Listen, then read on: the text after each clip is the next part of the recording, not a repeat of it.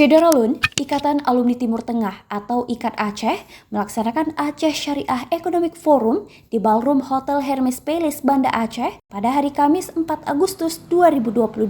Kegiatan Aceh Syariah Economic Forum ini merupakan salah satu rangkaian kegiatan dari Festival Ekonomi Syariah atau Fesyar Bank Indonesia Regional Sumatera yang dihadiri oleh perwakilan pemerintah, akademisi, pelaku bisnis, media, dan perbankan.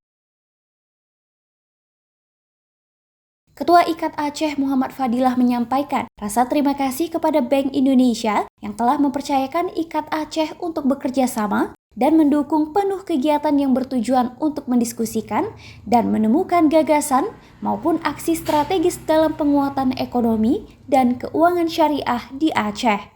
Kepala Perwakilan Bank Indonesia Aceh, Akhris Sarwani mengungkapkan bahwa Aceh Syariah Economic Forum merupakan agenda yang ditargetkan dilaksanakan secara rutin setiap tahun demi penguatan lembaga ekonomi syariah di Aceh. Aceh Syariah Economic Forum dibuka oleh Kepala Dinas Syariat Islam Aceh, Dr. EMK Alidar SAGM Hum, mewakili PJ Gubernur Aceh, dan menjelaskan PJ Gubernur Aceh mendukung terhadap kanun lembaga keuangan syariah yang sudah berlaku di Aceh. Acara diskusi Aceh Syariah Economic Forum dengan tema mewujudkan Aceh sebagai kiblat ekonomi dan keuangan syariah dipandu oleh Dr. Hafaz Furqani dengan menghadirkan 4 narasumber utama, yaitu Profesor Sabri Abdul Majid dari Dewan Syariah Aceh atau DSA, Amal Hasan selaku Direktur Dana dan Jasa Bank Aceh, Insinyur Zakaria Abdul Ghani dari Kamar Dagang dan Industri Indonesia atau Kadin, dan Tengku Muhammad Hatta